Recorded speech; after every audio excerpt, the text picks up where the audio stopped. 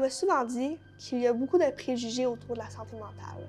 Que la météo est bipolaire, tout est noir, tout est blanc, tu sais. C'était impossible que j'ai un trouble bipolaire parce que j'étais trop jeune. Toutes les personnes qui vivent avec un diagnostic quelconque sont des personnes, exemple, qui peuvent être dangereuses. Mon nom est Lauriane, j'ai 20 ans et je suis technicienne en travail social. Et je coexiste moi-même avec un trouble bipolaire de type 2.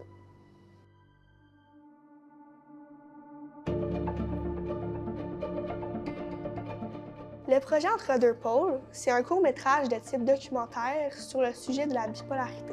J'ai voulu démystifier les préjugés en donnant parole à des proches aidants, des personnes atteintes par un trouble bipolaire et des professionnels en santé mentale dans un endroit sécuritaire. C'est important pour moi de communiquer des informations fiables qui sont appuyées par des professionnels en santé mentale, tout en laissant les personnes témoigner de façon authentique. Je vous présente Caroline et Marie-Claude, qui sont toutes les deux proches aidantes. Richard, Marie-Claude, Maxime, Ems et moi témoignerons de leur expérience avec le trouble bipolaire. Dr Gendron, psychiatre, et Mme Boissonneau, travailleuse sociale, vont partager leur expertise en tant que professionnels en santé mentale.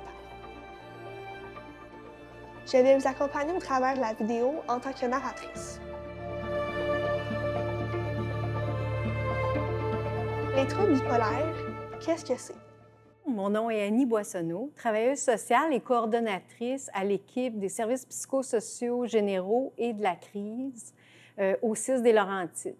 J'ai développé au fil du temps une expertise en troubles concomitants, dont la dépendance et le problème de santé mentale. Et j'ai eu quand même l'occasion de travailler en psychiatrie ici à Saint-Jérôme afin d'aider ces gens qui pouvaient souffrir à la fois d'un trouble de dépendance et de santé mentale. Un trouble bipolaire, c'est un problème de santé mentale qui est caractérisé par un état, un changement d'humeur qui peut passer d'une exaltation extrême à une dépression profonde. Donc, une personne qui va avoir un diagnostic au niveau de la bipolarité doit définitivement avoir un épisode franc de manie ou d'hypomanie, mais entrecoupé aussi d'épisodes dépressifs majeurs. Parfois, selon le type de bipolarité, on peut aussi avoir des périodes où la personne a plus une humeur normale, mais souvent va guetter peut-être un épisode dépressif ou un épisode franc de manie. Alors, je suis Dr Louise Gendron, je suis psychiatre, autant pour les enfants que pour les adultes. Je suis maintenant à la retraite depuis plus qu'1 an. C'est que pour la majorité des personnes, on a comme des signaux d'alarme, qu'on peut peut-être faire 2, 3 nuits à presque pas dormir, mais à un moment donné, il y a un signal d'alarme qu'on a dit « Hey, là, t'es fatigué, là, va te coucher, là, ça suffit ». Mais dans la bipolarité, c'est comme si ce signal d'alarme-là n'existe pas. Je compare ça, par exemple, sur les autoroutes, on a des bandes rugueuses. Fait que là, si on commence à prendre le bord, les bandes rugueuses vont faire du bruit sous nos pneus, puis ça va nous réveiller. On va dire, oh, OK, il faut que je me rajuste. Et dans la maladie bipolaire, c'est comme s'il n'y en avait pas de bande rugueuse. Fait qu'ils ne sentent pas, ils glissent en manie ou ils glissent en dépression. À quoi ressemble la manie, l'hypomanie, la dépression et la psychose? Il y a toutes sortes de mondes dans le monde, on est tous faits différemment. Et quand on regarde le niveau, comment on gère nos niveaux d'énergie, nos niveaux de fatigue, quand on gère nos humeurs, on est sur un continuum. Alors, à un bout du spectre, on va avoir des personnes qu'on dirait qui sont toujours là, neutres, stables. Le sommeil est toujours à peu près pareil, l'appétit, le niveau d'énergie, le poids est stable, leur routine font une petite vie routinière, puis sont bien là-dedans. Puis tranquillement, si on avance sur ce spectre-là, là, on va commencer à avoir des variations d'humeur. Il arrive quelque chose de le fun, on va être joyeux. Quelque chose de drôle, on va rire. Quelque chose de triste, on va pleurer. Puis après ça, on redevient au neutre. C'est comme on monte dans la joie, on descend dans la tristesse, puis on revient rapidement au neutre selon les circonstances. Si on continue sur le spectre, on arrive dans le trouble bipolaire de type 2. Alors ça, c'est des personnes qui ont déjà vécu une dépression majeure. Donc, être tellement triste ou amorphe, ne pas sentir aucune émotion, Ils peuvent commencer à avoir des fois des idées suicidaires et même des fois avoir des tentatives de suicide. Et de l'autre côté, avoir des périodes d'hypomanie, où là, ils sont plus productifs que la majorité des gens. Ils ont plus d'énergie, ça va plus vite, leurs pensées sont accélérées. L'hypomanie, qui est davantage reliée au type bipolaire 2, le deuxième type bipolaire, on parle d'une manie qui est plus légère. C'est plus difficile à détecter, à déterminer, voir si la personne est en manie ou simplement heureuse. Donc, c'est des gens qui vont avoir un peu d'énergie débordante, mais ce n'est pas toujours clair s'ils sont dans une hypomanie. Donc, il faut faire attention parce que pour parler d'un type de bipolaire 2, il doit absolument y avoir eu un épisode dépressif majeur auparavant. On continue sur le spectre, on arrive au trouble bipolaire type 1, où là, c'est tellement exagéré d'un bord comme de l'autre que c'est extrêmement souffrant pour ces personnes-là. Donc, la bipolarité type 1, on va parler davantage de manie. Et la manie va ressembler davantage, comme je disais tantôt, à une exaltation extrême. Donc, la personne, comment on va pouvoir déterminer que la personne est en manie? Bien, on va voir de l'agitation, on va voir une humeur très heureuse, trop heureux. C'est des gens qui vont être très sociables, ils vont parler beaucoup, ils vont avoir plein d'énergie. Ils commencent à de moins en moins dormir aussi parce qu'ils ont tellement une énergie débordante. Ils ont souvent plein de projets qu'ils veulent mettre de l'avant. Mais ça peut être aussi, lorsqu'ils sont en manie, de l'irritabilité qui est exprimée, de l'agressivité.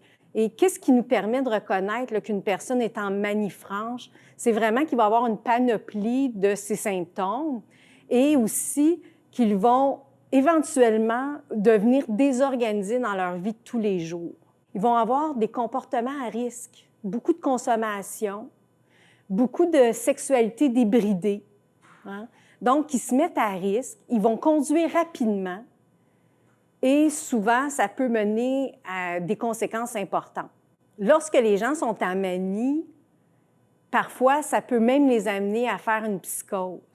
Une psychose, qu'est-ce que ça veut dire? C'est qu'ils peuvent commencer à avoir des idées délirantes.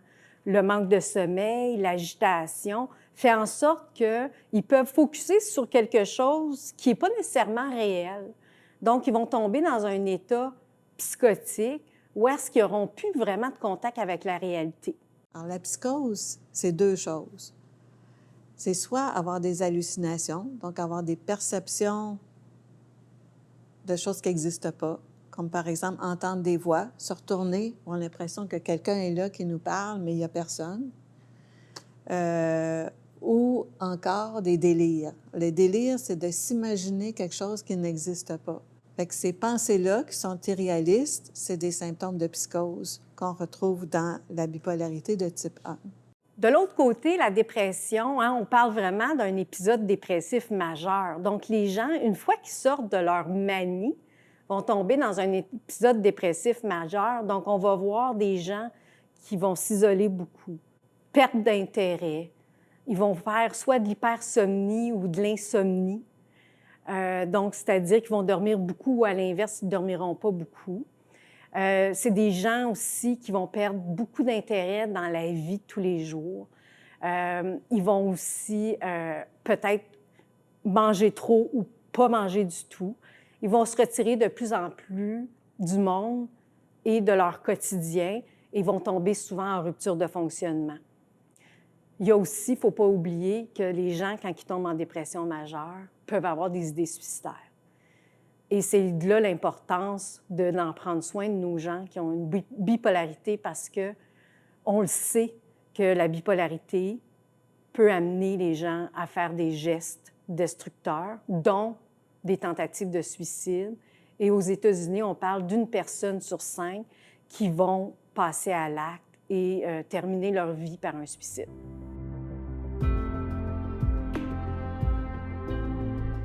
Quels sont les symptômes ou l'élément déclencheur qui t'a poussé à aller consulter pour obtenir un diagnostic? Allô, moi c'est Ems, j'ai 24 ans. J'ai eu un diagnostic de bipolarité, puis je suis une artiste multidisciplinaire et je dirais que ma plus grande qualité, c'est que je suis très créative. J'ai eu mon diagnostic il y a 3 ans, donc quand j'avais 21 ans. En gros, moi, je consulte une psychologue depuis que j'ai comme 14 ans. Puis cette psychologue-là était comme, t'as-tu remarqué que, tu sais, ta vie est beaucoup en montagne russe qui se répète tout le temps, sans cesse. Alors, j'ai commencé à comme noter sur, c'est ça, faire comme un design, genre, sur une feuille de papier de comme les événements dans ma vie, puis voir s'il y avait vraiment des causes qui menaient aux dépressions ou aux manies, ou c'était juste genre, ça l'arrivait. Puis là, quand j'ai montré mes petits diagrammes, elle était comme, ouais, peut-être que ça serait important, tu sais, d'en parler à ton médecin pour aller voir une psychiatre. Fait que c'est ça que j'ai fait. Puis j'ai une référence en psychiatrie. J'ai vu une psychiatre, puis on a fait comme 3 sessions ensemble, puis elle m'a diagnostiquée. Fait que le déclencheur, c'était vraiment ma psychologue qui m'a fait remarquer. Puis ensuite, quand elle me fait remarquer, là, j'ai comme remarqué les 1001 symptômes et déclencheurs que j'avais dans ma vie. Je m'appelle Maxime, j'ai 24 ans et je suis bipolaire de type 2. Je suis graphiste à mon compte et une qualité qui me représente, je dirais, le courage. Depuis que je suis enfant, j'ai toujours été très anxieuse. Je voyais une psychologue et j'ai commencé la médication pour le trouble anxieux au secondaire. Rendue au cégep, j'ai commencé à avoir des variations un peu plus importantes au niveau de mon humeur. J'ai été référée pour consulter un psychiatre. C'est là que j'ai reçu mon premier diagnostic bipolaire, mais sans aucune explication ou aucune information. À cause que la médication était mal adaptée, je me suis retrouvée 2-3 ans plus tard avec une grande sensation de mal-être. J'avais un genre de besoin viscéral de liberté. Je ne savais pas comment faire pour me sortir de cette émotion-là. C'était vraiment inconfortable. Je ne savais pas quoi changer pour aller mieux. Alors, j'ai décidé d'agir sur ce que j'avais du pouvoir et j'ai laissé mon copain. Cette décision-là m'a amenée dans un état dépressif qui a dégénéré très, très rapidement. En quelques jours, j'étais rendue vraiment bas. J'ai essayé de chercher de l'aide, puis j'en ai pas trouvé.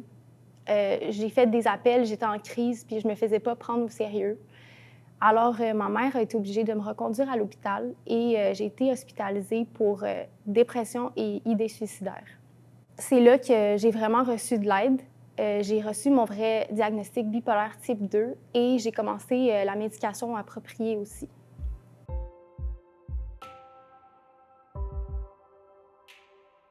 Bonjour, je m'appelle Marie-Claude, j'ai 40 ans, je travaille au gouvernement du Canada. Mon diagnostic est bipolaire type 2 et une qualité qui me représenterait est persévérante. L'élément déclencheur qui m'a poussée à aller consulter, en fait, j'ai eu un état dépressif pendant environ 1 an, mais je ne savais pas. Puis par la suite, j'ai eu un chiot qui m'a donné plein d'énergie d'un coup. Puis en fait, j'ai fait une crise d'hypomanie au même moment parce que j'étais comme un trop plein de joie. Puis je voyais tellement de potentiel en mon chiot, mais là, ça a un peu dégénéré, en fait. Je voulais partir une compagnie. J'avais des idées de grandeur.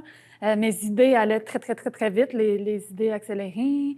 J'ai fait de l'insomnie pendant 4 jours complets. Je trouvais qu'il y avait quelque chose d'étrange là, en moi, donc j'ai appelé le 811 par moi-même. Puis j'ai raconté tout ça à l'intervenant qui a répondu. Puis il m'a demandé, as-tu quelqu'un avec toi? Donc mon conjoint de l'époque était là. Il a dit, je pense que ce serait bien que vous ameniez votre blonde à l'hôpital. Parce qu'il soupçonnait justement un trouble bipolaire. Donc on s'est présenté à l'hôpital et j'ai été hospitalisée pendant 1 semaine. Puis, ils ont diagnostiqué un trouble bipolaire de type 2. J'avais 34 ans à ce moment-là.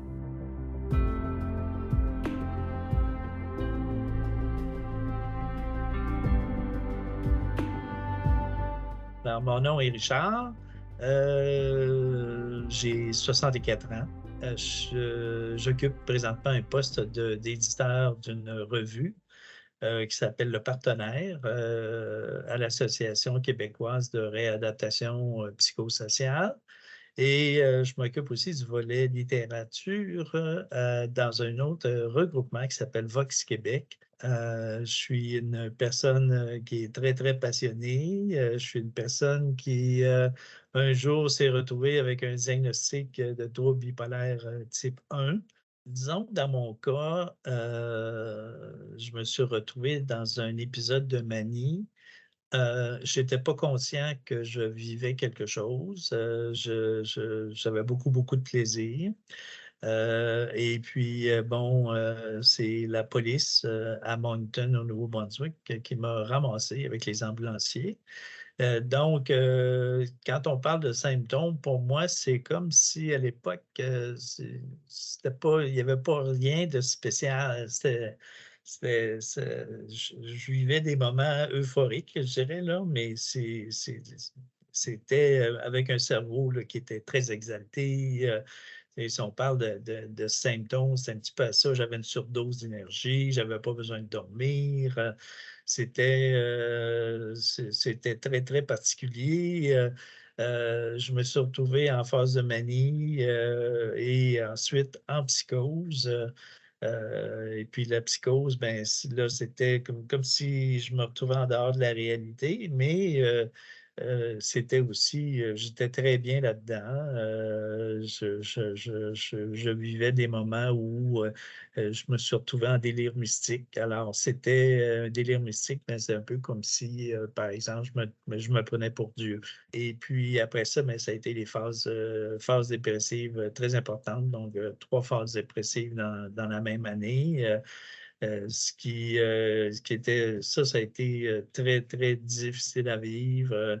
Euh, ça a été des moments, c'est probablement parmi les moments les plus difficiles que j'ai vécu dans ma vie.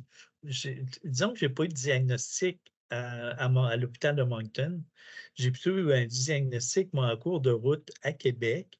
On m'a admis à l'hôpital en psychiatrie et puis euh, après manie, psychose, ça, mais je n'ai pas eu de diagnostic encore à ce moment-là. Moi, ça a été plus tard.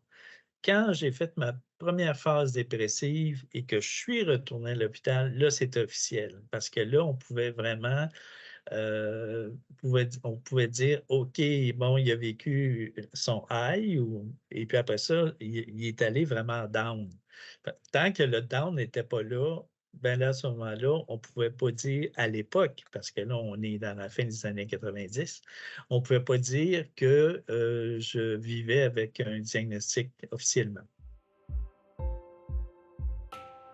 Quel est le processus diagnostique? Le trouble bipolaire, souvent, il commence à l'adolescence, puis ça arrive même que ça commence dans l'enfance. Mais ça prend du temps avant d'être reconnu. Parce que dans l'enfance, souvent, c'est pris pour un trouble de comportement. Dans l'adolescence, c'est souvent pris pour la crise d'adolescence. Et c'est souvent, ça prend des fois 7 ans, 8 ans, c'est dans la vingtaine souvent que le diagnostic va être posé. Quand il va y avoir là, des phases beaucoup plus claires et précises d'hypomanie et de dépression. Le diagnostic va être posé par un médecin, la plupart du temps par un psychiatre, et souvent dans des circonstances d'urgence, où la personne va être dans une phase dépressive avec des idées suicidaires, va se retrouver à l'urgence, ou elle va être en hypomanie, et là, les gens autour d'elle s'inquiètent parce qu'ils ne la reconnaissent pas, elle a comme changé de personnalité. Ils vont l'amener à l'urgence, et c'est là que ça va être diagnostiqué. Dans le processus diagnostique des troubles bipolaires, on va vous demander de passer certains tests sanguins pour s'assurer que ce ne soit pas causé par des maladies physiques, comme par exemple l'hyperthyroïdie. Ça peut ressembler beaucoup à l'hypomanie. Tout le monde réagit différemment au diagnostic. Parle-moi de ta réaction lorsque tu as appris que tu as un trouble bipolaire. Quand j'ai reçu mon diagnostic, ma première réaction, il y a beaucoup de gens bipolaires dans ma famille, mais c'est pas des personnes qui sont médicamentées. Donc, c'est ça la figure de bipolarité que j'avais dans ma vie. C'était pas nécessairement quelque chose que je voyais comme positif ou comme quelque chose qui gère bien. Fait que c'est sûr que j'étais comme un peu... c'est ça m'a un peu comme dérangée au début parce que je m'associais pas nécessairement aux personnes que je connais qui ont de la bipolarité, tu sais. Donc c'est ça, mais ça m'a pas pris beaucoup de temps avant de venir à terme avec ça, puis de me dire comme « Ah, ben dans le fond, ça change rien. » Tu sais, je suis la même personne que j'étais 2 heures avant qu'on me dise ça, tu sais. C'est juste que il y a un terme, puis ce terme-là, il fait juste me servir à mieux me comprendre, dans le fond, puis à pouvoir poser des gestes puis des actions qui concordent avec ce qui se passe dans ma tête pour aller mieux. Fait que finalement, je prends ça comme un cadeau de la vie d'avoir été diagnostiquée à 21 ans. C'est ça. Pour moi, ça a été, mettre des mots sur, une détresse, mettre des mots sur, bon, qu'est-ce qui allait pas? En tout cas sur le coup, tu sais, c'était plus lié à la crise, là. Plus tard, j'ai pas besoin, tu sais, je vous dirais, je m'identifie pas moi, au diagnostic comme tel, mais sur le moment, c'était bon pour moi de savoir c'était quoi. Fait qu'aujourd'hui, ben, j'ai la conscience que c'est toujours potentiellement là, mais je m'identifie pas au fait, bon, par exemple, d'être bipolaire. Je suis pas un bipolaire. C'est pas comme ça que je vois les choses du tout. Je suis une personne pleine et entière, avec des intérêts, des passions, puis qui vit avec un diagnostic de bipolarité. Souvent, les proches aidants ont eux aussi une réaction face au diagnostic de leurs proches. Mais un proche aidant, qu'est-ce que c'est? L'approche aidante, c'est les gens qui se retrouvent autour de l'individu qui a un trouble bipolaire. Donc, on souhaite, en intervention, faire appel aux membres de la famille pour supporter notre personne qui souffre d'un trouble bipolaire. Mais les proches aidants, il faut aussi s'en occuper. Parce que quand on a quelqu'un dans notre vie qui souffre d'un problème de santé mentale, que ce soit la bipolarité ou un autre problème de santé mentale, les gens qui les entourent, qui les aiment, veulent tellement en prendre soin, puis éviter aussi qu'il leur arrive des situations comme, par exemple, une tentative de suicide. Les proches aidants, souvent, ce qu'ils vont faire, c'est qu'ils vont laisser tomber toute leur activité pour s'occuper que de leurs proches. Ils vont vouloir s'assurer d'être toujours présents pour éviter qu'ils tombent, par exemple, dans une dépression majeure et qu'ils passent à l'acte. Donc, c'est des gens qui viennent souffrants au niveau psychologique et au niveau physique. C'est important de les outiller, ces gens-là, pour qu'ils soient aptes à bien prendre soin de leurs proches, mais également à prendre soin d'eux. Pour l'approche aidance aussi, les gens qui se retrouvent autour de la personne qui souffre de bipolarité, c'est important de leur offrir du soutien, mais même thérapeutique, parce que c'est important pour eux de reconnaître les signes, symptômes qu'un épisode maniaque ou dépressif va arriver bientôt. Donc, ils doivent être au courant de qu'est-ce que c'est la bipolarité. Et souvent, on oublie de leur expliquer c'est quoi un trouble bipolaire. Donc, qu'ils comprennent bien à quoi ils ont affaire. Hein? Puis, c'est pas dangereux, là, la bipolarité, mais plus on outille les gens qui entourent les personnes qui ont un trouble bipolaire, plus la personne qui souffre de bipolarité va être bien et va être aussi, va avoir une vie qui va être meilleure, mais qui va lui permettre aussi d'adhérer au traitement qu'on va lui proposer, que ce soit médicamenteux, un traitement médicamenteux ou une thérapie. Comment as-tu réagi ou comment tu t'es senti face au diagnostic de ton proche? Mon nom, c'est Marie-Claude. Je suis proche aidante d'une amie d'enfance. Et puis, ma qualité, je pense que l'altruisme serait la qualité qui me représente bien. Bien, en fait, ça a pris 10 ans après la première crise là, pour avoir un diagnostic. Au départ, c'était pas clair. Je me souviens d'avoir été à l'hôpital puis de me sentir vraiment impuissante. Je me souviens du regard de mon ami qui me dit « Sors-moi d'ici ». Puis on était jeunes à l'époque, c'est il y a 30 ans.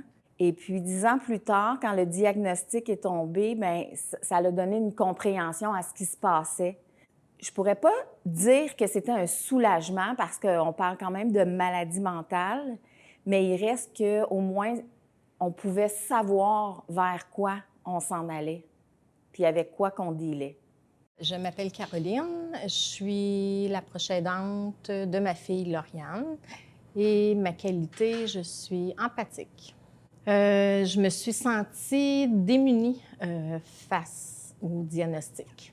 Finalement, ça a été un mot, dans le fond, pour identifier puis expliquer le mal-être, dans le fond, de ma fille Lauriane. Ça a été une délivrance parce qu'il trouvait avoir un médicament et aussi des outils pour enlever son mal-être. Avant d'obtenir le diagnostic de trouble bipolaire de type 2, on m'a souvent parlé du trouble de personnalité limite. Il y a réellement une différence entre les troubles bipolaires et le trouble de personnalité limite. Il y a des ressemblances entre les deux. On dirait que le niveau d'énergie, des fois le côté un peu plus impulsif, se ressemble. Mais les grandes différences entre le trouble de personnalité limite et le trouble bipolaire, c'est qu'il n'y aura pas ces variations d'humeur et d'énergie qui durent sur quelques semaines à la fois ou quelques mois chez le trouble de personnalité limite. Il va avoir des sauts d'humeur, mais des sauts d'humeur qui correspondent à des choses qui arrivent dans leur vie. Et c'est à l'intérieur même d'une même journée ou d'une journée à l'autre. Au niveau de ce qu'ils ressentent en dedans d'eux, on se fait une sensation de vide. Ils sont très sensibles au sentiment d'abandon. Un petit rien qu'on peut faire ou qu'on peut dire va leur donner l'impression qu'on est contre eux autres ou qu'on les abandonne. Et à l'inverse, ils vont aussi être capables de s'investir très rapidement, faire confiance très rapidement à quelqu'un. Donc, toute leur relation avec les autres est compliquée à cause de la façon dont ils interprètent ce qui se passe. On peut trouver d'impulsivité chez les deux, les troubles de personnalité limite, étant donné leur façon de réagir et de comprendre les relations, bien, ils peuvent devenir colériques et prendre des décisions impulsives à cause de la façon dont ils comprennent ce qui est en train de se passer. Chez la personne qui a un trouble bipolaire, type 1 ou type 2, peut aussi être impulsif, mais pas pour les mêmes raisons. Ce ne sera pas provoqué par les mêmes choses. Là où le trouble de personnalité limite et le trouble bipolaire se ressemblent le plus, c'est dans ce qu'on appelle les phases mixtes. Donc, quand quelqu'un qui a un trouble bipolaire passe d'une phase de manie à une phase de dépression ou l'inverse, cette transition-là est très difficile et très souffrante parce qu'ils peuvent vivre rapidement des symptômes de manie et des symptômes de dépression quasiment en même temps, ce qui donne l'impression qu'ils sont très instables dans leurs émotions. Et ça peut faire penser au trouble de personnalité limite. Mais quand la personne qui a un trouble bipolaire se retrouve dans une période stable, donc ni en manie ni en dépression, tous ces symptômes-là, qui ressemblent à la trouble de personnalité limite, disparaissent. Lorsque je parle de trouble bipolaire, beaucoup de gens me disent que c'est de changer d'humeur d'une seconde à l'autre. Dans le trouble bipolaire, seulement l'humeur, si on est dans une période d'hypomanie, souvent l'humeur est plus euphorique, peut devenir irritable aussi, mais ça reste dans cette qualité d'humeur-là pendant plusieurs semaines, même voire des mois. Alors que, et la même chose quand ils sont dans la phase dépressive, l'humeur dépressive, amorphe, triste, va durer aussi pendant des semaines ou des mois. Contrairement aux troubles de personnalité limite, où il y a des changements très rapides dans la même journée, selon les circonstances. Cette fausse croyance fait partie des préjugés les plus entendus. Reçois-tu ou entends-tu souvent des préjugés ou des commentaires que tu juges inadéquats à propos du trouble bipolaire? J'entends tout le temps des préjugés, puis ça va être souvent des petites phrases qu'on entend partout, comme justement dire que la météo est bipolaire. On entend souvent que tout est noir, tout est blanc, tu sais. Puis moi, ça fait en sorte que quand tu dis aux gens « je suis bipolaire », la première chose qu'eux, ils pensent dans leur tête, c'est qu'ils associent la bipolarité avec toutes ces phrases-là qu'on entend. Puis moi, c'est pas quelque chose à laquelle je m'associe, dans le sens que j'aimerais vraiment plus que les gens voient ma personnalité puis ma personne avant de penser tout de suite à tous ces petits préjugés-là qu'on entend face à la bipolarité. Mon nom est Lauriane, j'ai 20 ans et je suis technicienne en travail social. Mon diagnostic est le trouble bipolaire de type 2 et la qualité qui me représente le plus est la résilience. J'entends souvent des préjugés, puis drôlement, on dirait qu'il y en a beaucoup qui viennent du personnel médical. Personnellement, j'ai souvent fait face à des médecins qui n'étaient pas vraiment informés à propos de la maladie mentale et qui ont eu des préjugés envers mes symptômes.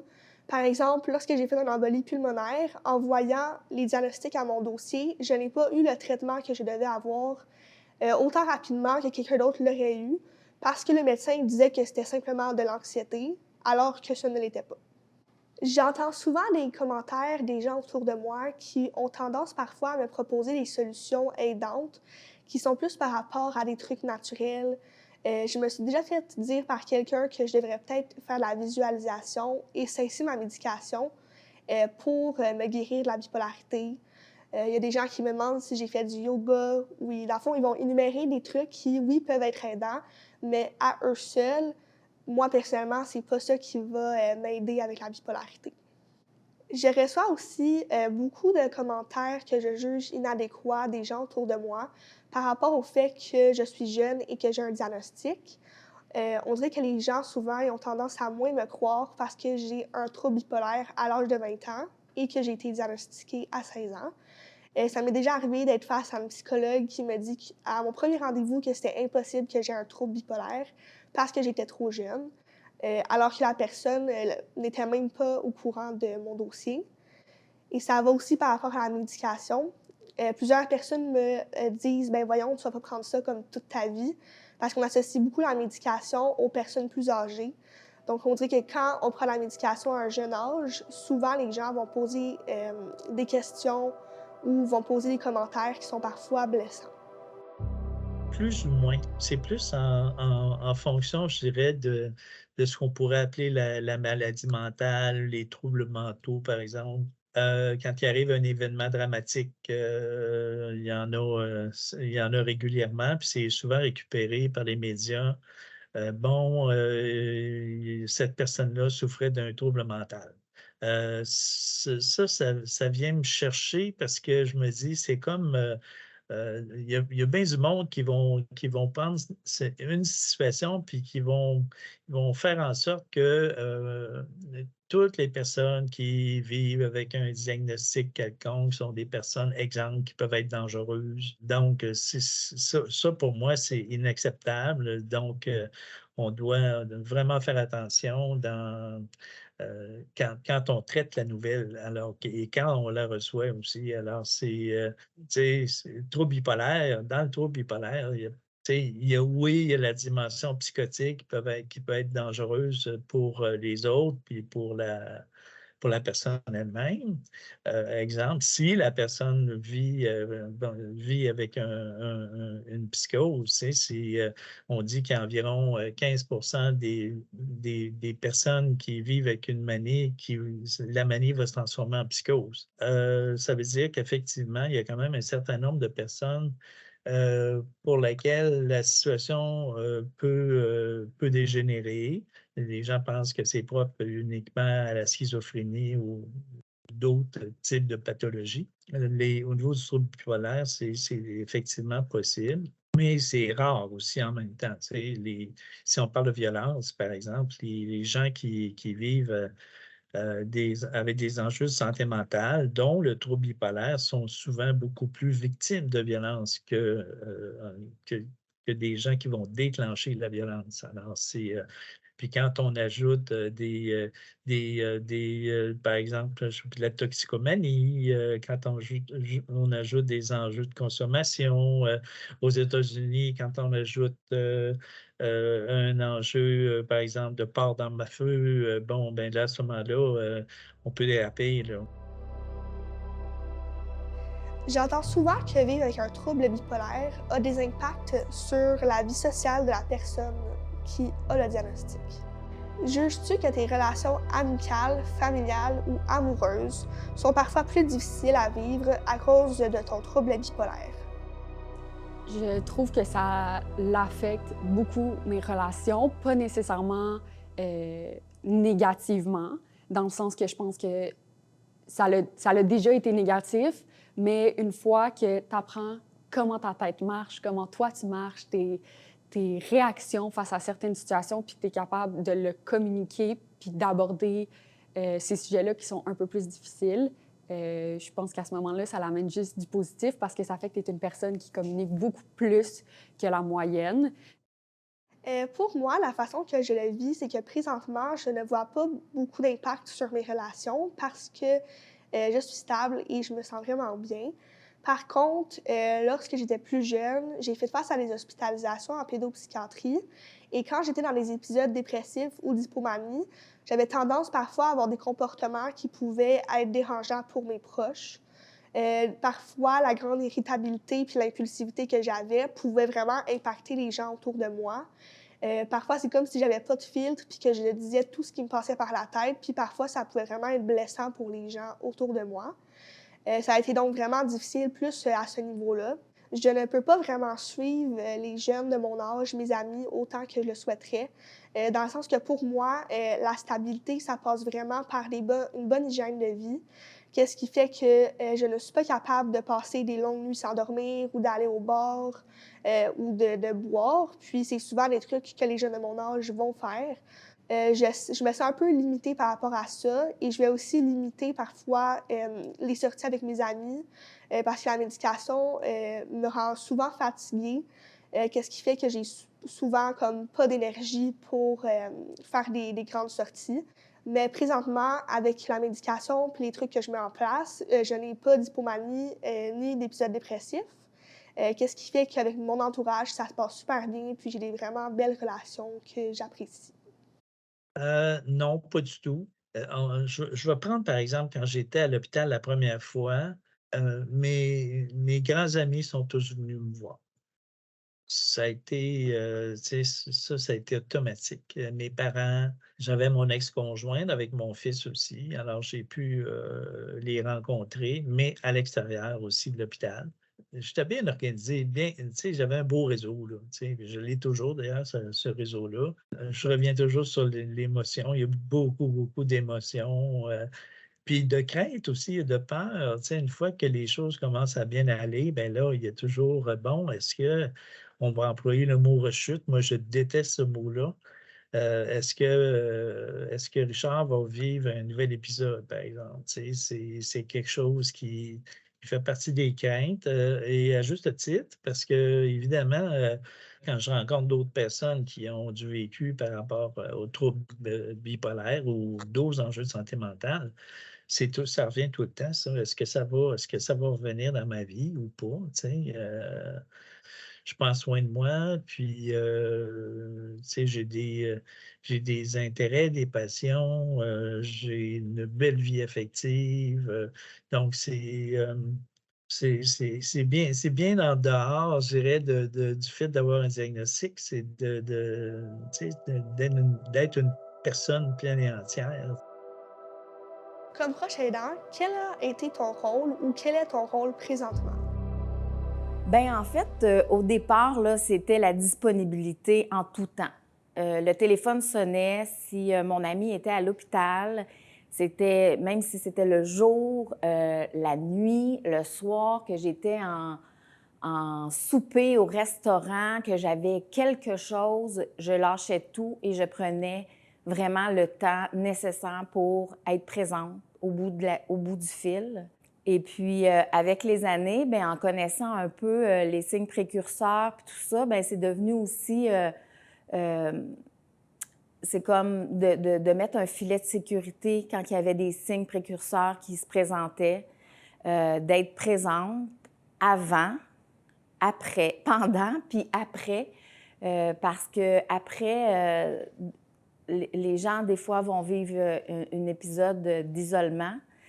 Et puis, c'est ce qui est arrivé à mon ami. Donc, moi, je téléphonais régulièrement, même si au bout du fil, il n'y avait pas beaucoup de réactions. J'étais vraiment présente. J'essayais d'être là pour la sortir de son isolement, qu'elle sache qu'elle était bien entourée, parce que c'est sûr que je n'étais pas la seule personne dans son entourage.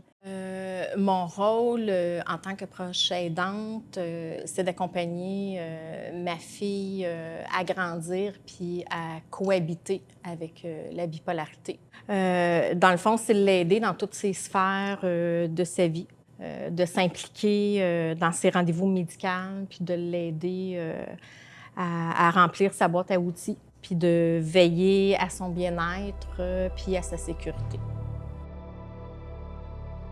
Parfois, la personne qui a un trouble bipolaire habite avec un proche aidant. Comment se passe la cohabitation avec une personne qui a un trouble bipolaire?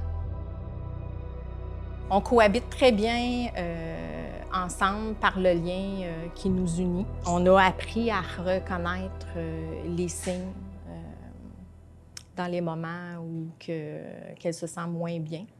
Dans le fond, ce qui est super important, dans le fond, c'est de ne pas avoir de jugement. C'est la communication, l'encouragement puis l'écoute. Souvent, les proches aidants font partie de la famille de la personne. Est-ce que quelqu'un de ta famille a aussi un trouble bipolaire? Oui, plusieurs personnes. Plusieurs personnes dans ma famille ont aussi un trouble bipolaire. Je préfère ne pas nommer c'est qui par rapport à moi, juste par respect du fait que je n'ai pas leurs autorisations. Alors, dans la population générale, on compte un taux de 2 à 3 de la population qui aura un trouble bipolaire. Quand un de nos parents a un trouble bipolaire, ça augmente le risque aux alentours de 10 Alors, je pense que, de façon générale, on s'entend pour dire que si le risque est de 10 ça ne devrait pas nous empêcher d'avoir des enfants. Et si vous savez que vous avez ce trouble-là, puis que vous avez des enfants, vous êtes très bien placé pour détecter rapidement si un de vos enfants commence à développer ce problème-là, pour pouvoir l'aider le plus tôt possible. La seule chose à faire attention, si vous décidez d'avoir des enfants, c'est pendant la grossesse puis après l'accouchement, d'être bien suivi par votre médecin ou votre psychiatre pour gérer la médication, parce que certaines médications qui peuvent être nuisibles pour le bébé. C'est de faire attention aussi aux dépressions postpartum. Il peut y avoir un petit peu plus de fragilité de ce côté-là. Donc, de continuer d'être très bien suivi en postpartum pour réagir rapidement si jamais une dépression qui s'annonce. Une personne qui a un trouble bipolaire est-elle plus à risque de tenter de s'enlever la vie ou de s'enlever la vie si elle ne prend pas de traitement? Dans la population générale, on dit qu'il y a 15 à 20 personnes par 100 000 personnes qui vont se suicider. Dans la population qui a un trouble bipolaire, c'est de 15 à 20 fois plus fréquent. C'est souffrant pour eux de tomber dans un abîme, hein, parce que c'est ça, ils tombent vraiment dans le noir. Donc, à ce moment-là, la vie est tellement insoutenable que pour eux, le seul moyen, c'est de faire une tentative de suicide. La médication est importante parce que c'est vraiment le régulateur des émotions. C'est ce qui aide la personne à avoir un niveau un peu plus d'équilibre. Et lorsqu'on arrête la médication, parce que vous savez comme moi qu'une fois que les gens vont bien, ils se disent « bien, j'ai plus besoin de traitement, donc je vais arrêter la médication ». Et c'est à ce moment-là qu'ils tombent soit dans l'épisode dépressif ou dans la manie. Et ils tombent justement dans les changements d'humeur, ce qui amène après ça tout un déséquilibre au niveau de l'humeur. En intervention, quels sont les défis les plus importants auxquels les personnes qui ont un trouble bipolaire font face? Les plus grands défis que font face les gens qui ont un trouble bipolaire, et pour nous en intervention, c'est surtout l'adhésion à la médication. Les gens, quand ils se sentent bien, ils ne veulent plus prendre leur médication. Ils pensent qu'ils sont guéris, alors qu'on le sait que c'est au long cours que la médication agit sur le cerveau. Aussi, quand on se sent bien, on n'a plus le goût d'aller en thérapie. Donc, on oublie un peu tout ce qu'on a appris pendant les moments qu'on allait moins bien et on laisse tomber nos thérapies. Heureusement, il y a des ressources qui existent pour aider les personnes qui ont un trouble bipolaire et leurs proches. Quels sont les principaux traitements ou ressources aidantes qui existent? Fait que c'est important de pouvoir offrir un traitement aux personnes qui ont un trouble bipolaire parce que ça nuit à la qualité de la vie, là. Quand on a trop d'énergie puis qu'on n'arrive pas à fonctionner ou qu'au contraire, on en a pas assez puis qu'on n'est pas capable même de se rendre au travail. Donc, comment on peut faire pour aider ces personnes-là? Alors, la première chose à laquelle les gens pensent, c'est la médication. C'est sûr que la médication, ça va aider. Ça peut diminuer le niveau d'énergie ou ça peut, au contraire, activer puis augmenter l'énergie si on est en dépression. Mais il n'y a pas juste la médication, il y a aussi l'hygiène de vie, le style de vie. Apprendre à avoir une vie plus régulière, plus stable. Souvent, là, mes patients me disaient « mais c'est plate.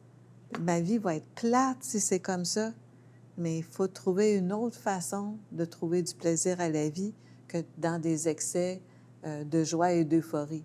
Il y a d'autres façons d'apprécier puis de se sentir bien. Parce qu'on le sait que le stress est aussi un grand déclencheur et c'est ce qu'on va travailler en intervention psychosociale avec nos gens qui ont une bipolarité. Aider à la gestion du stress, à la résolution de problèmes, à maintenir des bonnes habitudes de vie, mais également de bien comprendre le diagnostic, donc reconnaître les signes, symptômes qui peuvent apparaître avant un épisode maniaque ou, à l'inverse, dépressif. La psychoéducation, tellement importante pour ces gens-là, pour les maintenir dans un fonctionnement normal, de vie normale, parce que c'est possible de vivre avec la bipolarité et être fonctionnel. Qu'est-ce qu'on fait quand notre proche a des idées suicidaires? C'est important de mettre un plan de sécurité autour de lui, de s'assurer qu'il ne se retrouve pas tout seul, parce que quelqu'un qui est isolé, qui vit du désespoir, qui sent qu'il n'y a plus rien devant lui, bien, il va tenter à ses jours. Donc, de là l'importance d'être bien entouré et on va aider les proches à bien entourer ces gens-là qui ont des idées suicidaires. Et nous, on travaillera ça avec lui au niveau psychosocial, d'augmenter les facteurs de protection pour cette personne-là, diminuer les facteurs de risque pour faire en sorte qu'il est de plus en plus en sécurité. Et ce qu'on travaillera à ce moment-là, une fois que la crise sera passée, on travaillera au niveau de la TCC, donc la thérapie cognitivo-comportementale, donc au niveau des pensées et au niveau des comportements. Dans le fond, ce qu'on ne veut pas avec ces gens-là, c'est qu'ils se laissent aller complètement dans un épisode dépressif. Et ce qu'on veut, c'est les mettre en action, des petits pas, avoir des petits plaisirs dans leur vie, à voir un peu ce qui est le positif de leur vie, mais également d'aller travailler au niveau des pensées. Donc, ce n'est pas tout noir. Il y a souvent de la lumière qui est cachée en arrière des nuages, et c'est ce qu'on va travailler avec eux, faire ressortir cette lumière-là de plus en plus pour qu'ils voient, qu'ils aient de l'espoir à s'en sortir. Dans le traitement, que ce soit la psychothérapie avec un psychologue, la psychoéducation, il y a aussi beaucoup de programmes d'autogestion de la maladie qui vont aider les personnes à reconnaître c'est quoi qui l'amène en hypomanie, c'est quoi qui l'amène en dépression. J'avais une patiente qui aimait beaucoup dessiner, mais quand elle dessinait, ça la faisait partir un peu en hypomanie. Donc là, il fallait qu'elle gère son nombre d'heures de dessin, parce que si elle continuait trop, ça pouvait déclencher une période d'hypomanie. Mais quand elle était en dépression, elle ne pensait pas à dessiner. C'était un apprentissage de dire, OK, quand je suis en dépression, qu'est-ce qui peut me ramener un peu de joie dans ma vie? En se connaissant mieux, en connaissant ce qui nous fait du bien, ce qui nous fait plaisir, puis aussi ce qui nous nuit. Quand je vois telle personne, quand je sors de là, je me sens pas bien, puis je me sens comme si, un petit peu dépressive. En connaissant ça, là, on peut éviter les situations qui nous amènent vers la dépression, puis éviter d'être trop stimulé pour ne pas s'en aller en hypomanie aussi. Dans l'image, on se dit qu'on est tous un peu comme sur une autoroute avec des bandes rugueuses de chaque côté. Puis qu'il y a des personnes, souvent dans les troubles bipolaires, qui les entendent pas, les bandes rugueuses, ou soit qu'ils n'en ont pas, ou ils les entendent pas. Mais il faut se trouver un autre système, là. Si par soi-même, notre système d'alarme ne fonctionne pas bien pour nous dire, là, t'en fais trop, ou là, il faut que tu sortes de ta chambre, il faut compter sur les personnes autour de nous. D'où l'importance d'informer notre famille, nos amis proches, notre conjoint, nos enfants ou nos parents, pour qu'eux, ils puissent nous le dire et leur faire confiance. Vous n'êtes pas tout seul à gérer ça, ce problème-là. Il faut toute une équipe autour de vous. Puis l'équipe, c'est pas juste le psychiatre et la médication. C'est aussi les thérapeutes, puis c'est aussi vos proches. Pour nos gens qui vivent avec une bipolarité, souvent, ils vivent l'isolement, la stigmatisation. Donc, on veut que ces gens-là se sentent moins seuls. Donc, je connais bien l'organisme Arfans des Neiges, qui est une ressource pour les gens qui ont un problème de santé mentale. Un problème de santé mentale, ça peut être tant une dépression, ça peut être la bipolarité, ça peut être un épisode connu de trouble de personnalité. Donc, ces gens-là sont là pour offrir des groupes de soutien à ces gens-là. Et souvent, les gens, quand ils vont là, quand ils vont à cette ressource-là, ils se sentent beaucoup moins seuls et ils acceptent aussi, ça les aide à accepter leur trouble de santé mentale, qui n'est pas toujours facile à accepter, et à vivre une vie un petit peu plus normale. On entend souvent parler de la médication. Qu'est-ce que la médication apporte? La médication, c'est quelque chose qu'on prend tous les jours, qui va nous aider à avoir une vie plus équilibrée, mais également qui va nous aider à fonctionner dans la vie de tous les jours. Parce que l'objectif, peu importe qu'on ait un problème de santé mentale, c'est de réussir à fonctionner puis d'avoir du plaisir dans la vie, mais également d'avoir des accomplissements. Sans la médication, c'est difficile.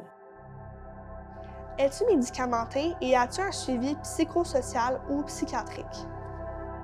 Je suis médicamentée, j'ai un suivi avec, j'ai un psychiatre qui travaille avec une travailleuse sociale, puis j'ai une psychologue aussi au privé. Puis je suis médicamentée. Avec les années, on a fait comme vraiment beaucoup de tests, de changements de molécules, d'ajustements de doses, mais là, on est vraiment dans la bonne voie. Je prends du lithium pour stabiliser mon humeur et un mélange de 2 molécules pour m'aider avec mon anxiété. Ça a pris plusieurs années avant de trouver le bon mélange de médicaments pour moi. Aussi, j'ai un suivi avec une psychologue et un psychiatre au besoin. Pour moi, les médicaments, ça a tout changé. Ça me permet de vivre une vie tellement normale que parfois, j'ai même le syndrome de l'imposteur, puis je me demande si je suis vraiment bipolaire. Mais je trouve ça très difficile de devoir prendre la médication à chaque soir. Je sais que c'est pour toute la vie, puis c'est très nocif pour nos reins. On doit prendre des prises de sang régulièrement pour vérifier le taux de médicaments dans notre corps. Aussi, on ne peut pas tomber enceinte en prenant ces médicaments-là, puis c'est sûr que ça me stresse de ne pas savoir comment je vais réagir quand je vais devoir les arrêter. Lors de l'hospitalisation, ça a pris une semaine environ pour trouver le bon dosage pour la médicamentation. J'ai un suivi avec un psychiatre environ chaque 6 mois parce que je suis quand même stable. De plus, j'ai un psychothérapeute que je vois chaque 2 semaines. J'ai pris également des ateliers de suivi individuel avec l'organisme Relief. C'est un organisme, en fait, qui vient en aide aux bipolaires, aux dépressifs, puis aussi aux anxieux. Donc, les impacts que ça a dans ma vie, c'est que ça me crée une boîte à outils que je peux utiliser à chaque jour quand j'ai des périodes un peu moins faciles. Donc, de plus en plus, c'est plus facile pour moi de gérer la maladie, finalement. J'ai une médication. Je suis très fidèle, moi, à ma médication. Je l'ai toujours été. En fait, ce qui me relie au diagnostic, c'est le matin et le soir, quand je prends ma médication. Pour le reste, c'est pas quelque chose, j'y pense même pas. Mais je pose ce geste-là quand même le matin, puis bon, j'ose ajouter un bon verre de jus d'orange le matin. Peut-être que ça aide mieux à passer la pilule, là. Pendant longtemps, j'ai pris du lithium, mais il fallait que je sois aux aguets aussi en même temps. Donc, évidemment, les prises de sang régulières. Puis après 15 ans, ben, à un moment donné, on s'est aperçu qu'il y avait un danger pour la glande thyroïde ou les reins. Et puis là, j'ai un spécialiste dans un hôpital de Québec qui m'a dit, garde, moi, j'incrimine le lithium. Et puis maintenant, on peut aller vers d'autres possibilités de médicaments pour le trouble bipolaire. Ce serait important de le faire. J'ai eu le plaisir de vivre, moi, une thérapie avec une personne dans un CLSC qui était un intervenant en soins infirmiers. Et je me suis retrouvé avec une personne tout à fait géniale. Par ailleurs, les groupes d'entraide, moi, j'ai participé à des groupes d'entraide. Mon premier groupe d'entraide, je me souviens, c'était, j'avais beaucoup de préjugés par rapport à ça. Là, je me disais, bon, mais quelle sorte de monde il va y avoir là-dedans, tu sais. Mais le premier soir, j'ai osé, j'ai foncé, puis je me suis retrouvé avec une prof de cégep, une religieuse, un notaire, puis un gestionnaire d'Hydro-Québec. Ça a été mon groupe d'entraide, ça a bien commencé. Dans cette organisation-là, il y avait par exemple un avocat, il y avait vraiment toutes sortes de monde, tu sais, puis euh, je me suis senti bien, tu sais, je me suis senti accueilli. Mis à part la médication, certaines personnes peuvent développer des stratégies aidantes. Dans ton quotidien, qu'est-ce qui t'aide le plus pour composer avec la maladie? Dans mon quotidien, qu'est-ce qui m'aide? C'est surtout avoir une routine quand même stable, donc bien manger, bouger, dormir. Le sommeil, c'est très, très important. Un sommeil stable. Sinon, faire des activités que j'aime. Moi, j'aime beaucoup faire de la musique. Aller voir des amis aussi, c'est vraiment important parce que quand on va un peu moins bien, c'est important de ne pas s'isoler. Sinon, la nature, c'est ressourçant. Me retrouver en nature, ça fait vraiment un grand bien. Le yoga, la méditation, toutes les activités de plein air en général, là, ça m'aide beaucoup. Ce qui m'aide le plus à vivre avec la maladie, c'est extérioriser mes sentiments dans l'art que je peux créer tous les jours. Puis j'ai la chance de pouvoir vivre de ça. Et aussi la sobriété. J'ai atteint mon 700 jours de sobriété, de alcool, drogue, nicotine, tout ça. Puis c'est vraiment un énorme cadeau que je me suis fait de décider d'être sobre. Une autre chose qui m'apporte énormément de bien, c'est mon chien, Claude. C'est mon chien d'assistance psychiatrique. Il a 2 ans et demi et c'est un berger australien que j'ai formé moi-même à l'aide d'organismes pour pouvoir m'accompagner. C'est vraiment mon partner de tout, mon meilleur ami. Je l'ai depuis que 2 mois, donc ça va faire plus que 2 ans déjà qu'on est ensemble. Mais le processus pour avoir un chien d'assistance psychiatrique, c'était super difficile, plein de challenges. J'ai pensé abandonner 1 million de fois puis que ce soit juste un chien régulier. Mais bon, je me suis rendue jusqu'au bout. Vas-y, là, si tu veux plus rester avec moi. C'est sûr que former un chien d'assistance par soi-même, avec l'aide d'organismes, quand c'est un chien d'assistance psychiatrique, c'est vraiment plus compliqué, je dirais, qu'un chien d'assistance physique, dans le sens que tout le monde a des besoins super différents en psychiatrie. Une crise d'anxiété, pour moi, ça va pas ressembler du tout à une crise d'anxiété pour quelqu'un d'autre. Il faut comme adapter le chien pour qu'il soit custom à tes habitudes de vie, à tes besoins, à tes signes et symptômes de crise, de dépression, de manie. Quand tu élèves un chien d'assistance, c'est que tu en as besoin d'un. Donc, il faut que tu fasses tout ça pendant que tu as besoin d'aide, dans le fond. Fait que c'est comme super challengeant de filer un peu tout croche puis de devoir élever un chien qui va être super bon et tout. Donc, c'est ça. Ça a été un processus super difficile. Puis encore là, je ressens beaucoup d'enjeux, même s'il est complètement formé. Puis on a terminé sa formation et tout. Par exemple, aller dans les lieux publics avec lui. Des fois, je veux juste aller à l'épicerie chercher du lait puis du pain. Ça va prendre 5 minutes, puis il faut que tu passes 15 minutes à t'ostiner avec le commis dans le magasin qui a aucune idée c'est quoi un chien d'assistance, qui a pas de formation sur ça, qui ont aucune connaissance. Tu sais, c'est comme souvent, j'entends tout le temps le « Ah, mais c'est pas un chien Mira ». Je suis comme « Non, c'est pas un chien Mira, c'est un chien d'assistance quand même », tu sais. Donc, c'est rendu que, mettons, je vais faire une commission de 5 minutes à la pharmacie, à l'épicerie, je l'amène pas parce que je sais que ça va me créer vraiment de l'angoisse. Je pense que concrètement, ce que Claude, à la base, m'a vraiment amené, c'est une routine. Je pense que plusieurs personnes avec un trouble bipolaire ont de la misère à avoir une routine. Avec un chien, tu es obligé de te lever le matin. Il faut que tu sors, y faire ses besoins. Tu es obligé de sortir marcher 3 fois par jour. Tu es obligé d'aller courir, d'aller au parc, de faire une activité.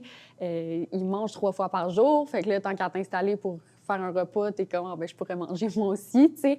Fait que c'est vraiment, il m'a amené une certaine routine puis une certaine stabilité. Des fois, je pense qu'il y a certains efforts que tu n'es pas prête à faire pour toi-même, mais tu es prête à faire pour les autres. Dans mon cas, en tout cas, je suis quelqu'un qui se soucie vraiment beaucoup des autres plus que de moi-même. Donc, en s'occupant comme ça d'un autre être, ça m'a forcé à m'occuper de moi-même aussi. Puis, c'est sûr qu'il aide beaucoup pendant les crises d'anxiété, les périodes de stress. Il fait des trucs comme venir se coucher sur moi, mettre tout son poids. C'est un chien de 70 livres qui se couche sur ton chest, ça t'aide à reprendre ton souffle, mieux respirer.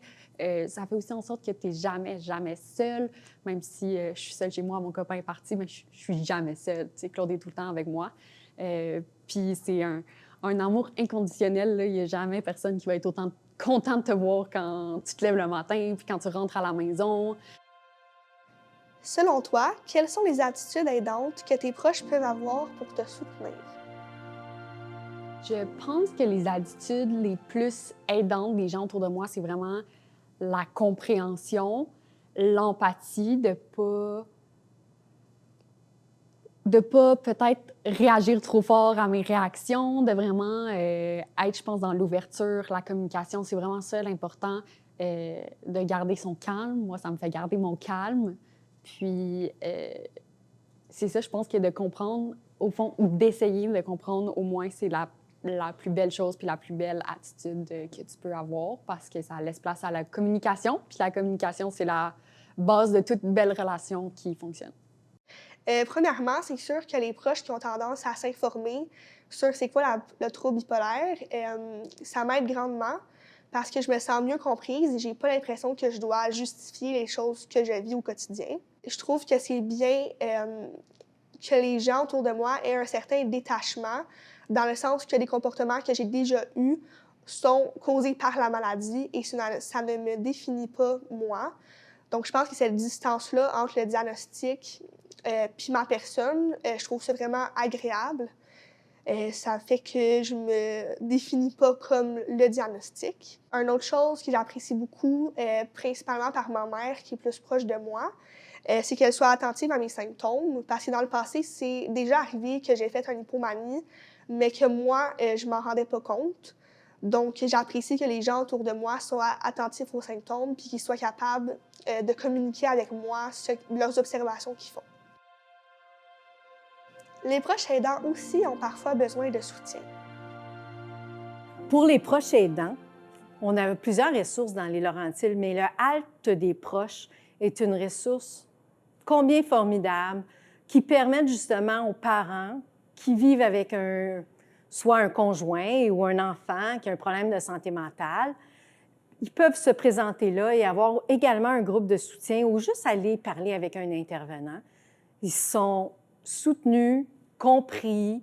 Parfois, on les aide également à faire des démarches, par exemple, une requête d'évaluation psychiatrique au besoin, si la personne a besoin d'être hospitalisée parce qu'elle est décompensée. Donc, c'est une ressource qui était extraordinaire pour les proches. Qu'est-ce qui est le plus difficile à vivre en tant que proche aidant pour une personne qui a un trouble bipolaire? Comment bien l'expliquer? C'est sûr que chacun a son histoire. Pour nous, il y a eu une période qui a été très difficile. Vraiment sur une longue période et même année. J'ai été vraiment sur un niveau d'anxiété très élevé. J'ai été en hypervigilance constamment, toujours à tenter d'interpréter sa condition. des nuits d'insomnie, parce que j'avais peur de perdre. J'avais toujours peur de perdre ma fille. J'ai vécu du stress financier parce que je devais beaucoup m'absenter au niveau de mon travail. Je dois aussi mentionner que je suis monoparentale. Je me suis retrouvée aussi seule à m'occuper de ma fille et avec très peu d'amis près de moi qui pouvaient m'apporter de l'aide. Ma priorité, mais ça trouvait être ma fille. Au moment où que Lauriane elle a été stabilisée puis qu'elle a été bien, ben c'est moi qui ai eu besoin d'aide. J'ai subi un épuisement physique et mental. Que j'ai été pris en charge par une équipe médicale et j'ai un suivi avec un psychologue. Quel besoin as-tu en tant que proche aidant? Ben, c'est sûr que là, le besoin que j'ai eu, mais ça a été un suivi médical et un suivi psychosocial. En tant que proche aidant, qu'est-ce qu'on a besoin? Bien, c'est de l'aide, de l'écoute puis du support.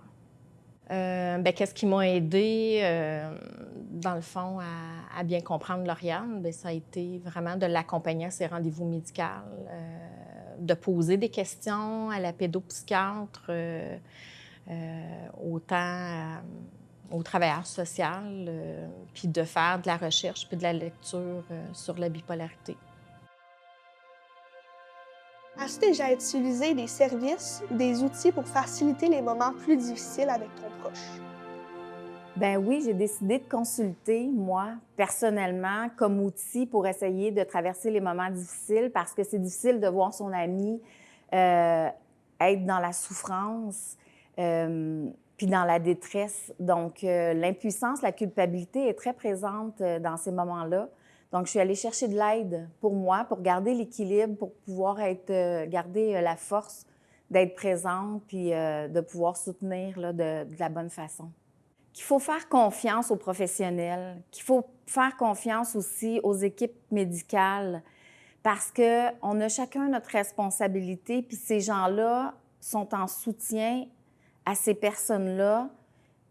Ils sont outillés pour aider ces gens-là.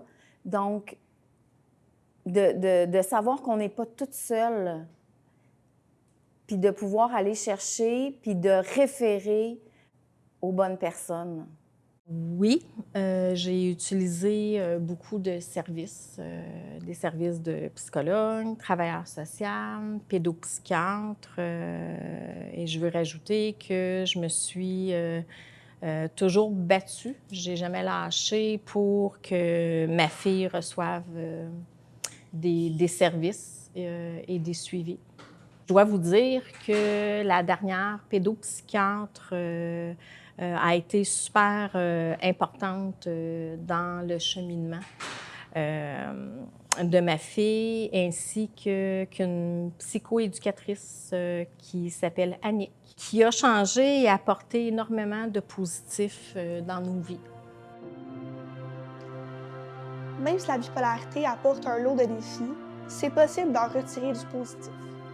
Malgré les moments difficiles de la proche aidance, quelles sont les fiertés, joies et satisfactions que tu en retires? Bien, en fait, avec une amitié de longue date comme ça, je réalise que l'amour inconditionnel puis l'amitié est plus forte que la maladie. On a traversé beaucoup d'étapes ensemble et puis de faire la part parce que la maladie ne définit pas la personne, la maladie ne définit pas mon ami. Donc, l'amour inconditionnel a fait en sorte qu'on a traversé les années, même s'il y avait cette maladie-là, même s'il y a eu des moments difficiles, l'amitié est toujours aussi forte. Ma perception de cette personne-là extraordinaire n'a pas changé. Je dirais que cette relation-là m'a apporté beaucoup. C'est une relation profonde qui est vraie. Bien, je suis très fière de ma belle humaine, Lauriane.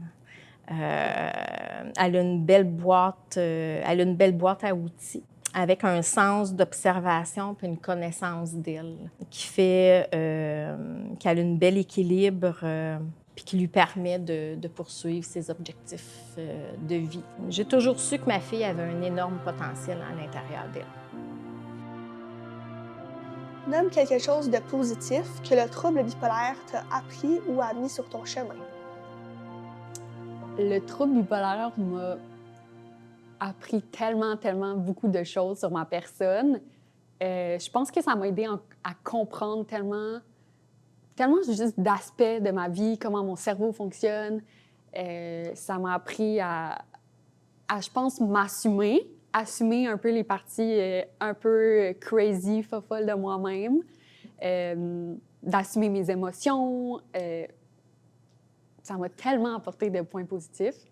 Depuis que j'ai été diagnostiquée bipolaire, j'ai une meilleure compréhension de l'être humain. Par exemple, ceux qui peuvent être atteints d'anxiété, les TDAH ou autres maladies ou troubles. Donc ça m'a permis de mieux comprendre ces gens-là. De plus, pas se fier aussi à l'apparence générale de quelqu'un. On ne sait pas qu'est-ce que ces gens-là vivent au fond d'eux-mêmes, là, finalement. Le trouble bipolaire m'a permis de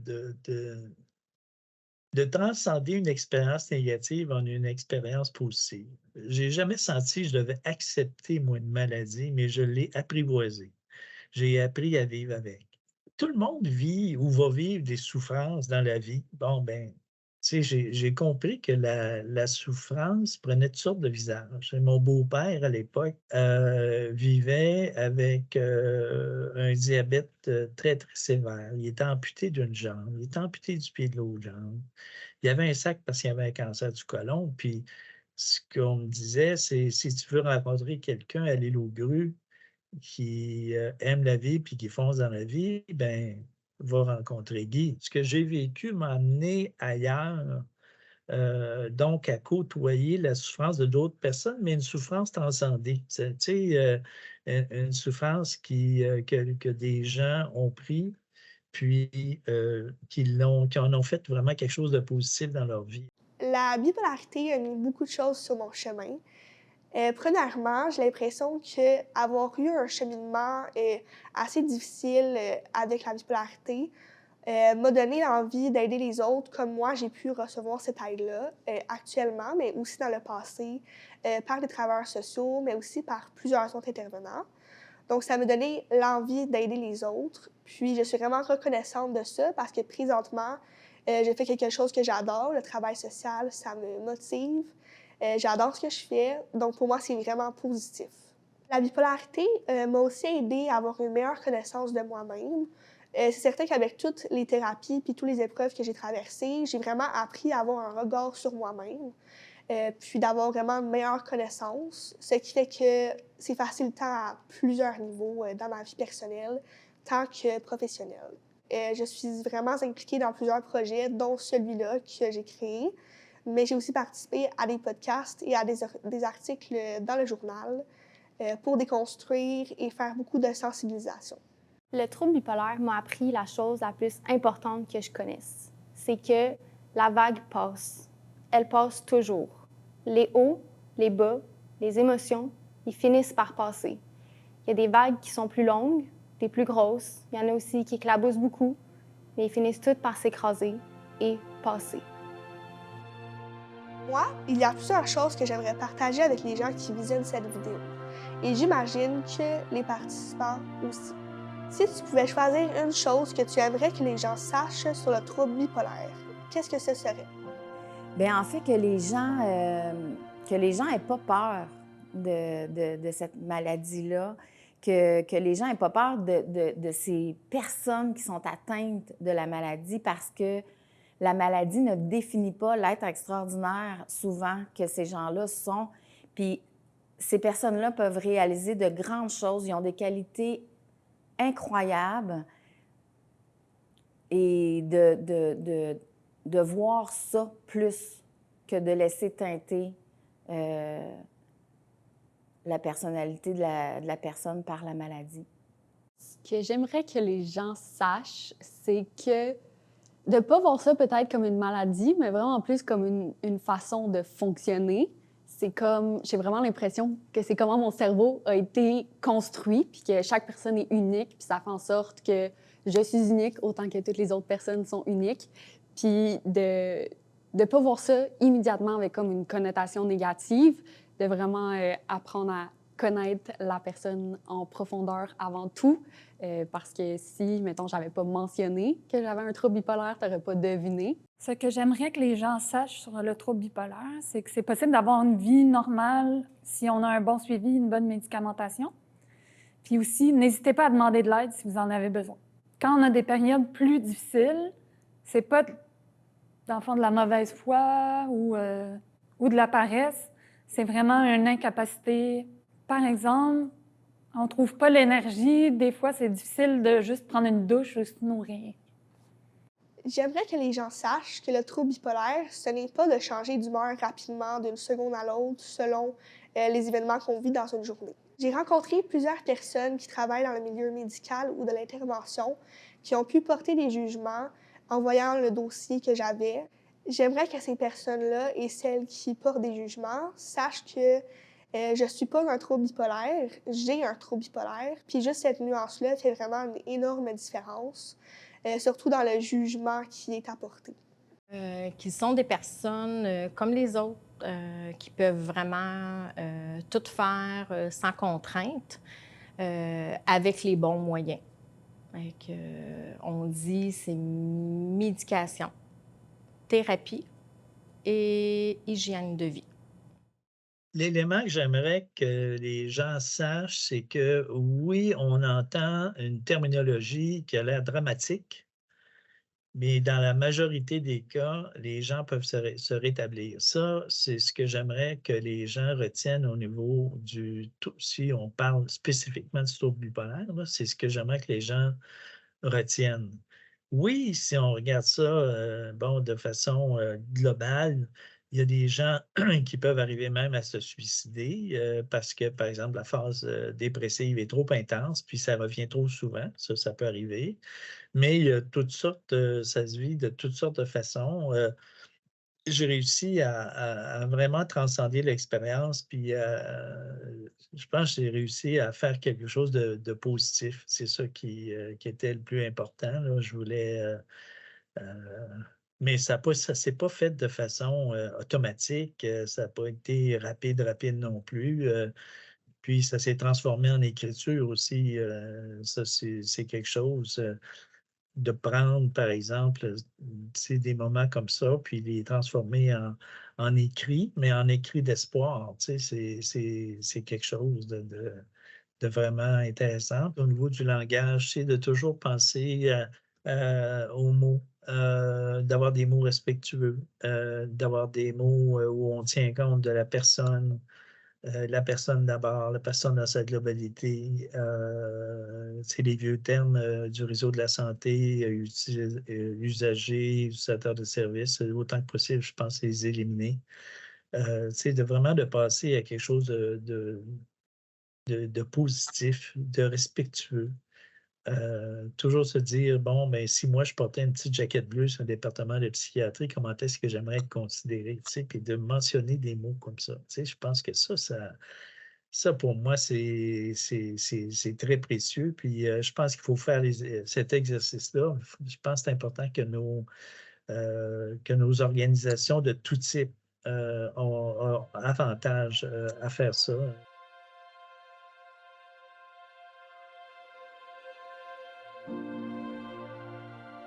Pour continuer à déconstruire les préjugés autour de la bipolarité, le projet Entre deux pôles ne se termine pas maintenant.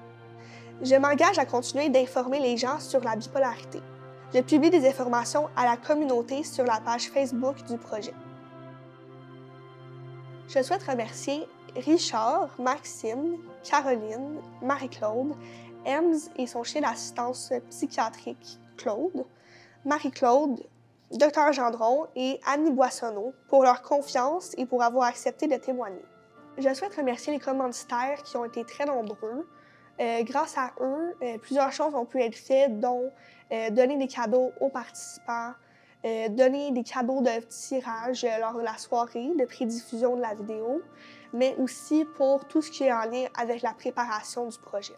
J'aimerais aussi spécialement remercier Chroma Photo Vidéo, le Carrefour Jeunesse Emploi Rivière-du-Nord et l'agence Tésig, qui sont toutes les trois les plus grands commanditaires du projet.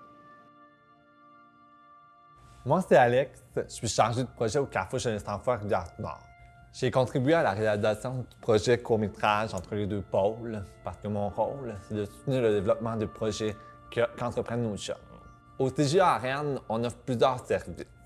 Services en emploi, services aux études, en entrepreneuriat, éducation financière, implication sociale et développement du personnel. En fait, on accompagne les jeunes âgés de 15 à 35 ans dans différentes sphères de leur développement.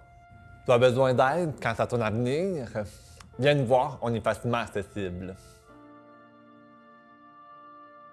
Salut, moi c'est Isa, je suis photographe vidéaste de marque et c'est moi qui ai produit la vidéo que vous venez de voir gracieusement. À 15 ans, j'ai été diagnostiquée avec un trouble de la personnalité limite, donc vous comprenez pourquoi la vidéo me tient à cœur. Je pense qu'on a encore beaucoup à apprendre face à la santé mentale. Et Lauriane nous donne la chance de faire une différence de plus dans la vie de ceux qui vivent avec le diagnostic. Des initiatives comme celle-ci, on en veut plus. Nous avons ri, nous avons pleuré, nous avons été stressés pendant tout le processus, pendant tout le projet, mais moi, Lauriane, Alex et toute l'équipe, on en sort grandi de ce beau projet. Le court-métrage Entre deux pôles, c'est 9 personnes interviewées, c'est 6 heures de préparation, c'est plus de 10 heures de tournage et plus de 40 heures de montage. Ce sont plus de 30 commanditaires qui ont donné autant en temps qu'en produits pour réaliser ce projet d'envergure. Mais au final, c'est vous qui regardez la vidéo qui fait réellement la différence. Partageons la vidéo, brisons les tabous et démystifions la bipolarité, parce que certainement que c'est ensemble qu'on va aller plus loin.